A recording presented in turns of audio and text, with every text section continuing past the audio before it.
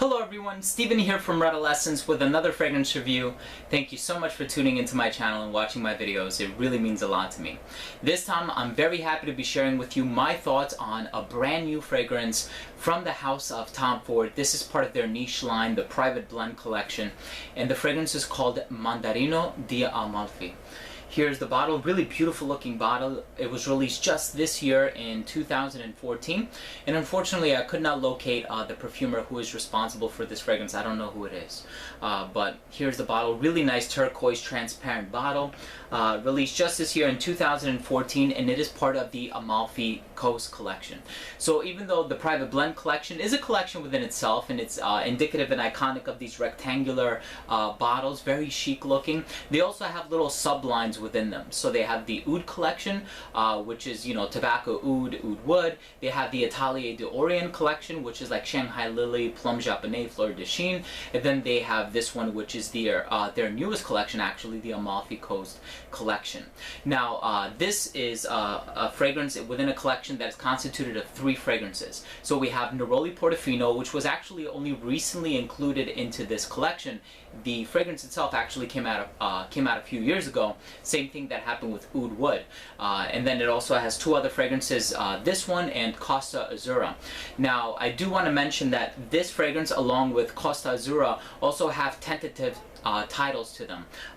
This one used to be called simply Mandarino, and Costa Azzurra used to be called Formentera.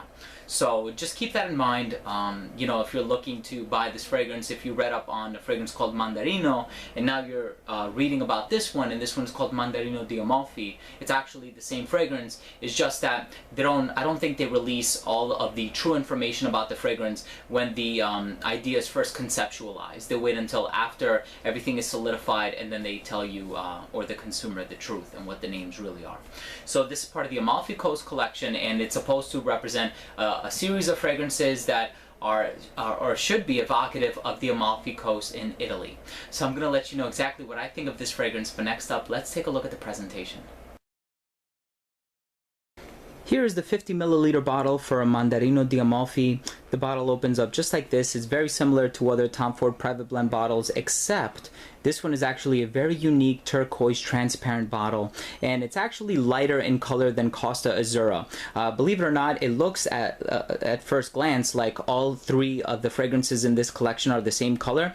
Believe it or not, all of them are a different color. So I like that addition to it. It's just another way to help delineate among the 3. You have the name of the fragrance here on the sticker, another one at the bottom with some pertinent information. The cap is actually slightly darker than the body itself, but comes off. It does not click into place. The atomizer gives you an excellent distribution, and it does spray out a lot of juice, or enough relative to the concentration. And that has pretty much been the presentation for Mandarino di Amalfi.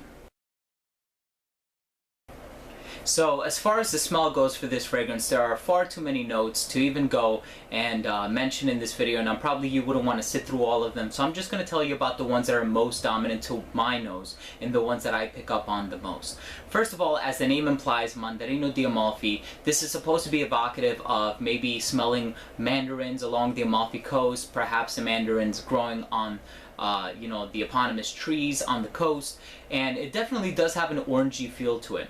Now, as far as its counterparts go within that same collection, I think if you're familiar with Neroli Portofino is definitely the more citrusy version, or the more effervescent and sparkling and fresh version out of the entire 3 fragrances. But if you were to say that there are 2 fragrances within that collection that resemble each other the most, I would say it's this and Neroli Portofino. Costa Azzurra is really the only one that I think really stands out in that collection and smells different from all of its other counterparts. But nevertheless, I do think that all 3 smell different, and they are all unique compositions in their own right. So this one does open up quite citrusy in the opening. You do have like an orangey note. It's not a mandarin note that's listed in the official note breakdown, which is kind of something that caught me off guard. It's actually orange blossom, at least on Fragrantica.com anyway.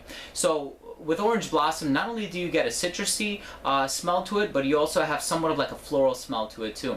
And I definitely get that too, especially considering that jasmine is listed as a note.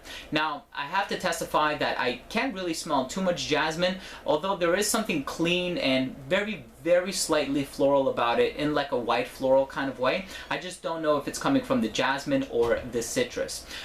There's definitely also a little bit of lemon in this fragrance, which I get a pretty good amount of, and there's also grapefruit. I don't get too much grapefruit, I do have to admit. It doesn't really have that sour, astringent, citrusy smell that other fragrances containing grapefruit usually give off. This one is more of like an orange fragrance, and it's very light and almost wispy, if I can even use that word.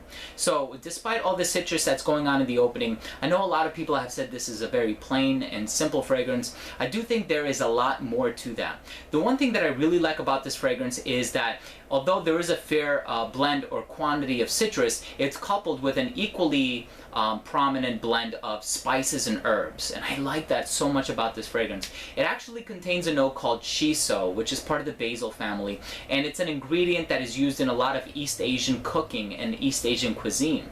Now, what shiso is doing in a fragrance that's supposed to smell like the Amalfi Coast in Italy, that's an inconsistency, but as far as I'm concerned, it smells great, so I don't care whether it's an inconsistency or not.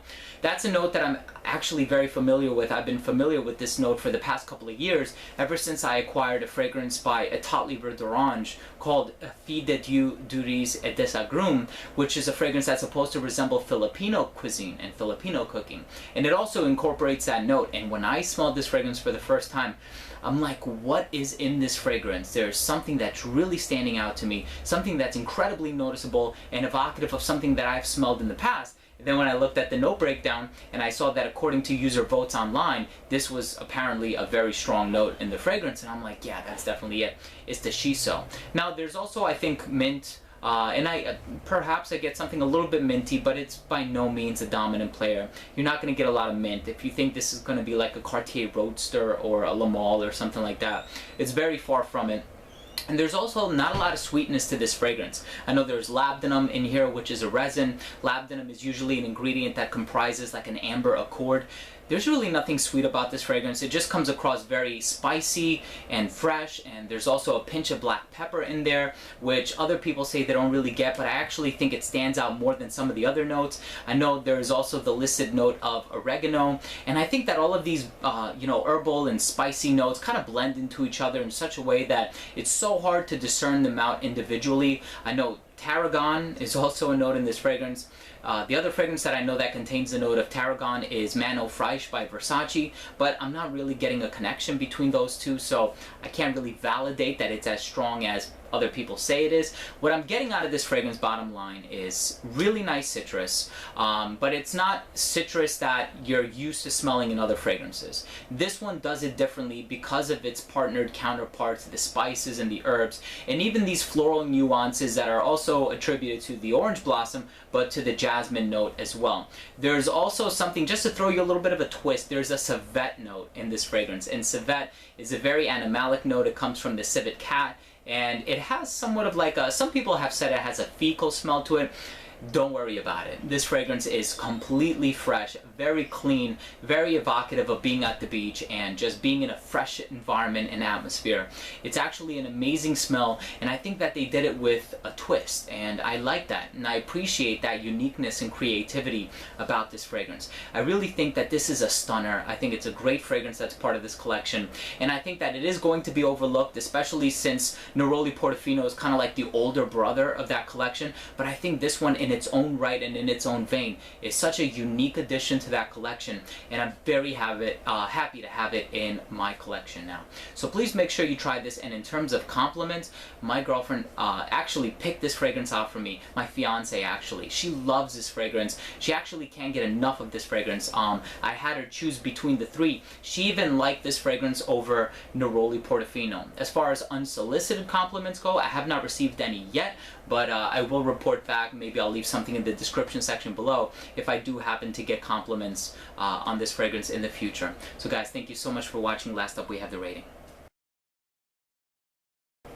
First up, we have uniqueness and overall smell, and I ended up giving this fragrance an 8 out of 10.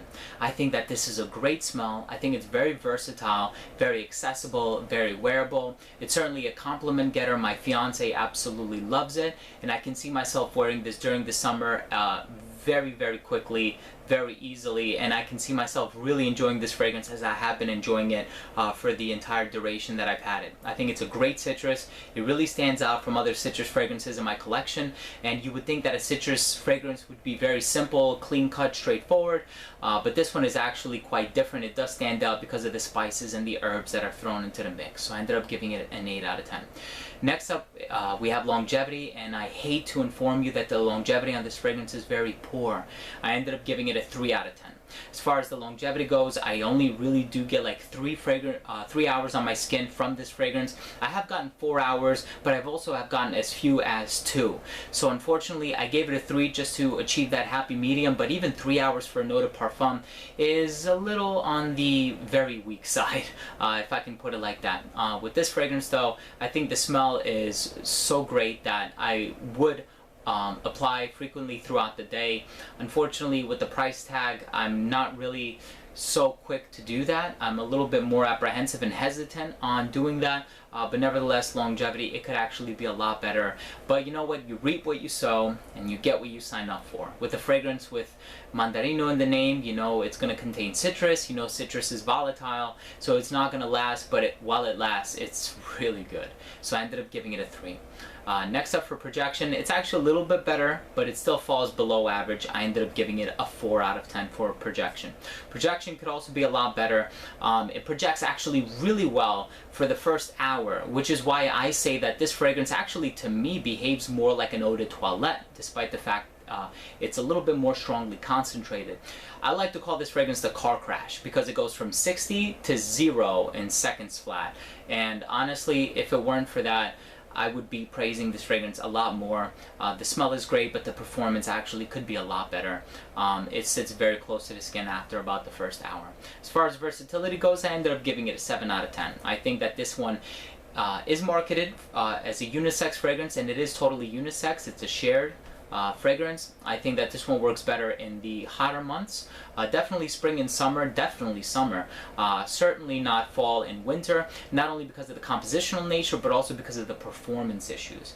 As far as occasions go, I would probably wear this casually, semi-formally, and formally. I wouldn't wear this on a night out to a party or a club or a bar or anything like that. I would probably reach for something that's a little bit sweeter, a little bit more playful. This one doesn't really evoke that. It evokes more fresh, clean, and intriguing. But despite that, I think anybody of any age, could wear it, from a teenager up to a mature, older adult.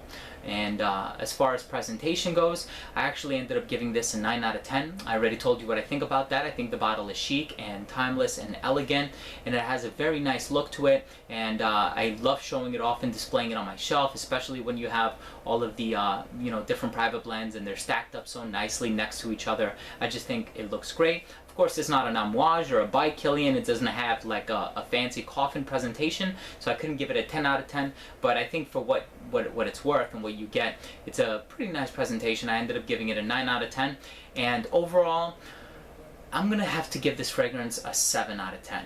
Now, I know with the performance being very low, one would expect me to give it something lower like a 5 out of 10 or a 6 out of 10, but I like the smell of this fragrance so much that I can kind of look past the performance issues. Unfortunately, I still do wish that it lasted a little bit longer, projected for a little bit longer of a time, but unfortunately it doesn't. But the smell is so great that with this one, I would be very quick and reach for it just to reapply throughout the day. I think it's a great smell for a citrus. It smells very unique, and it's very different, and it stands out from other citrus fragrances that I have in my collection. Like fragrances like Orange Sanguine by Cologne, very simple, straightforward, linear scent. As far as the orange goes, same thing with Clinique's Happy for Men. Very simple, straightforward, linear, uninteresting, to many unappealing. This one is very appealing. So guys, thank you so much for watching. That was my review on Mandarino di Amalfi by Tom Ford, part of the private blend line. If you own or have tried this fragrance, please let me know what you think by leaving a comment down below. Also, please don't forget to rate and subscribe for future videos and frequent giveaways. If you have any questions, comments, or concerns, please feel free to shoot me a message and I will try to get back to you as soon as possible. So again, thank you so much for watching. This has been Stephen with another fragrance review from Adolescence. See you soon.